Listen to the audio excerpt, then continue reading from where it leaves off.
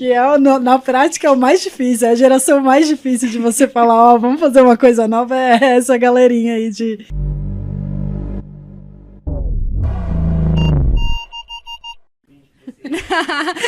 Tem um... Dá mais um gole, então. Exato.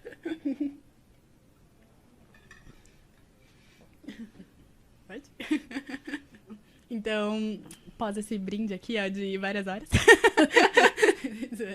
É muito legal você trazer todos esses pontos, né? Porque, pra mim, escutando essa história, fica de cara marcada uma palavra: pioneira. E mais do que isso, é pioneira até mesmo para um país tecnológico como os Estados Unidos. Então, até para lá foi difícil já de trazer essa tecnologia. Então, eu imagino que quando você veio para o Brasil, você teve que realmente readaptar, porque o consumidor não... O público-alvo, né, do seu produto provavelmente ainda não estava educado, né, para fazer tudo isso. Ainda não tá, né? Então, assim, logo que eu voltei, eu comecei a procurar me envolver no ecossistema de startups que eu nunca tinha me envolvido antes, né? Eu tava na faculdade de medicina, né? Era outra coisa. O ambiente acadêmico é diferente, né? E aí, eu me inscrevi numa competição do Albert Einstein. Do Einstein Frontiers, é um congresso que eles têm de inovação, né? E aí eu me inscrevi, tinha um hackathon, aí era um dos temas do hackathon era sala cirúrgica do futuro. Eu falei, ué, é o meu projeto de pesquisa, né? Então, vamos lá. E aí eu ganhei, de fato, mas não ganhei com a minha ideia. Então, eu apresentei a minha ideia no hackathon, mas o grupo chegou na conclusão que era inviável fazer aquilo acontecer. Normal. E aí a gente, né, apresentou outra ideia, ganhou e tudo mais. Mas assim, então foi quando eu percebi, eu falei, ó, se o grupo do Einstein, né, que é um hospital, né, de grande renome, bastante tecnologia aqui no Brasil, tá falando que ainda tá muito lá pra frente, então acho que não é isso que o mercado tá precisando agora, né? E aí começa o processo de pivotagem, que é um processo de descoberta. Esse vídeo que passou aí, a Hub de Inovação, foi muito importante para a gente entender o que o mercado estava querendo.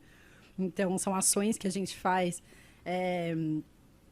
Não, eu não vou falar semanalmente, nem mensalmente, porque no começo tinha um período específico, né? Hoje em dia a gente vai sentindo o clima ali do pessoal que acompanha a gente nas redes sociais e vai soltando os eventos de acordo com como o clima está mais quente ou mais frio, né? Vai sentindo a temperatura. E aí, por esses eventos na Hub de Inovação, que é um espaço totalmente aberto, não custa nada entrar lá, é só você ficar de olho no dia que os eventos vão participar. Ontem teve um no Discord, no começo do ano a gente fazia mais na realidade virtual, que é esse espaço que vocês viram aí no metaverso do Engage. E aí, nisso, a gente vai tendo uma conversa com o mercado e entendendo o que as pessoas estão precisando, né? Então, esse espaço de inovação aberta foi muito importante para a gente poder pivotar na direção certa, que é onde a gente está hoje, com a realidade virtual para treinamento em saúde, né? Então, a saúde, na verdade, ela tem um déficit financeiro muito grande por causa de erros de medicação, de prescrição, de procedimentos, eventuais infecções, aumentos de internação hospitalar, tudo isso tem um custo. Então, a gente identificou que o treinamento ainda está defasado. E que a gente melhorando isso, de repente a gente consegue tapar esse buraco que é um buraco negro, na verdade. Com certeza, com certeza. E é legal você falar isso. Eu pego 2 pontos dessa fala que eu achei super interessante, que é quando você estava no primeiro momento dentro do hackathon, você percebeu que nem a equipe, em tese dos melhores do país, conseguiram executar. Isso, para mim, traz um insight muito grande de... realmente é muito sobre time, até mesmo agora que você está na startup e tudo mais. Então, o treinamento não é só sobre o seu consumidor, né? O treinamento também é sobre as pessoas que vão vir trabalhar com você, basicamente, né? Exato. Então, hoje, se você puder contar quem faz parte do time da Health Tech Brasil, assim, né? Legal. Então eu sou a sócia fundadora, né, original, e ao longo do caminho eu coloquei mais 2 médicos de cofundadores, principalmente porque a gente está fazendo bootstrapping, né? Então, hoje a gente ainda não abriu as rodadas de captação, a gente depende dos nossos próprios recursos. E aí, por uma mistura de... já era um smart money, né? Mas um pessoal um pouquinho mais engajado do que um investidor anjo comum. Então, aí a gente abriu espaço para co-founders, sou eu, a Priscila e o Dr. Robson, são 3 médicos. A Priscila é pediatra, o Robson é cirurgião. E eu sou médica generalista, né? Me especializando em saúde digital, que ainda não é uma especialidade oficial no Brasil. Então, não tem... Enfim, tem alguns caminhos aí para a gente poder se especializar nessa área, mas ainda é muito novo. E a gente está trazendo algumas outras pessoas para ano que vem, pessoal de vendas, né? Porque aí ano que vem a gente vai entrar no mercado oficialmente. Mas ainda, por enquanto, definitivamente no time são os 3 fundadores, né? Os sócios fundadores. Isso é muito legal e é legal também pensar, a gente estava até conversando um pouco nos bastidores, né? Que a gente faz os bastidores dos bastidores aqui nesse podcast, galera.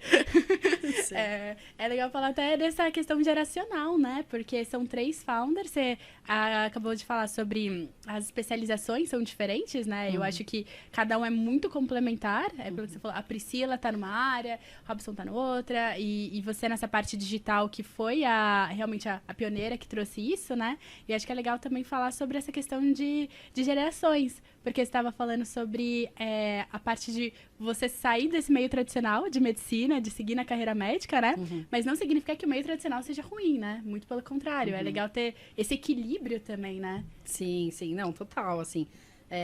Eu diria que hoje as pessoas que de fato colocam a mão na massa, então os devs também, que eu não comentei, que são pessoas que hoje a gente também terceiriza, mas está trazendo para dentro da empresa, que a gente está num momento muito inicial, né? Então, esse momento de escolha de equipe é um momento muito importante. Acho que é o que você falou, tem o produto, tem a ideia, mas quem vai executar é a equipe, né? Então, isso tem que ser escolhido com muito cuidado.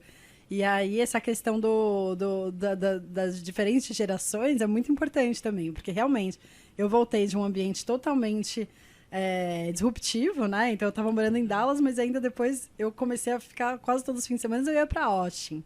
Austin, no Texas, é uma cidade que, assim, parece que você tá 100 anos na frente do que aqui em São Paulo, sabe? Nossa. É muito tecnológico mesmo, assim, as coisas que acontecem lá. E aí eu voltei pra cá com uma ideia, já querendo vender NFT, isso no fim de 2021. Então, assim, você vê que as empresas brasileiras que conseguiram vender bem NFT já foi em 2022. Em 2021 ainda nem tinha conseguido esse nome que hoje em dia a gente já está conseguindo, né? Então, é importante essa diferença de geração para balancear. Então, aí você coloca o Robson, que tem mais de 50 anos, ele tem uma visão também de como a gente vai fazer essa transição, né? E tem a Priscila, que é a geração do meio, os famosos millennials, que na prática é o mais difícil, é a geração mais difícil de você falar, vamos fazer uma coisa nova, é essa galerinha aí de 30 e muitos, 40 e pouquinhos, né? É a galera que acaba, na prática, sendo mais resistente à inovação, sabe? E aí, o que a gente tem que fazer, como geração Z, Zillennial, não sei, e até o pessoal que é mais velho, né? É tentar entender da onde que vem essa geração dos millennials, né? Como que eles se relacionam com o mercado de trabalho e com a tecnologia. Então, é uma coisa que é muito importante a gente ter 3 visões diferentes, 3 gerações diferentes, porque, de fato, muda tudo. E o nosso produto é para todas as gerações, né? Na prática, um profissional de saúde, ele nunca para de se atualizar e de treinar. Então, a gente escolheu seguir por esse caminho da educação justamente para crescer junto com o cliente, né? Então, até um médico conseguir operar um holograma lá no meio da cirurgia, ele vai ter que ter uma facilidade com a tecnologia que vai ter que vir desde o comecinho, desde a parte de educação. E a educação na área de saúde é para todas as gerações. Quem estiver atuando vai ter que estar estudando, senão não dá para trabalhar. Com certeza. Nossa, já fica o super convite. Quando você lançar a Aptec Brasil, eu quero... Nossa, por favor, já venha para cá, já mostra como que é essa realidade no metaverso e tudo mais. Que você falou de holograma agora, eu já fiquei... Como que era isso na prática, né? Deve ser muito legal. E pensar quando a gente era criança, né? A gente tem mais ou menos a mesma idade. Era aquele museu de ciência aqui em São Paulo, que já era o super, né? Super legal, super cool ali, que, nossa. Imagina agora no holograma, assim. E, enfim, acho que é muito, muito legal você falar esse ponto de geração, porque, assim, até no primeiro episódio aqui do Cryptalk, quando veio o Estevam, que ele é head de marketing e estratégia da Niftify, ele falou que uma das pessoas que trouxe ele até para trabalhar na Niftify foi o Vitor Sioff, que também tem uns 20 e poucos anos. Então, você vê a geração mais nova conversando com uma geração mais experiente, e aqui você montando o seu time com esses 3 aspectos. Exato. E eu acho que isso mostra muito sobre como... Um pouco do que a gente aprendeu quando a gente estava na fase de startup, né? Então, assim, eu já tive background trabalhando em startup, você também, e era muito sobre isso, né? Sobre primeiro você cria um produto, e aí depois você vende, e com esse olhar de quem vai executar o que você está vendendo, o que você está criando, né? E eu acho que essa junção que você fez de time tem pra to the moon, sabe? Porque você pegou um pouco de cada coisa, assim, achei muito legal.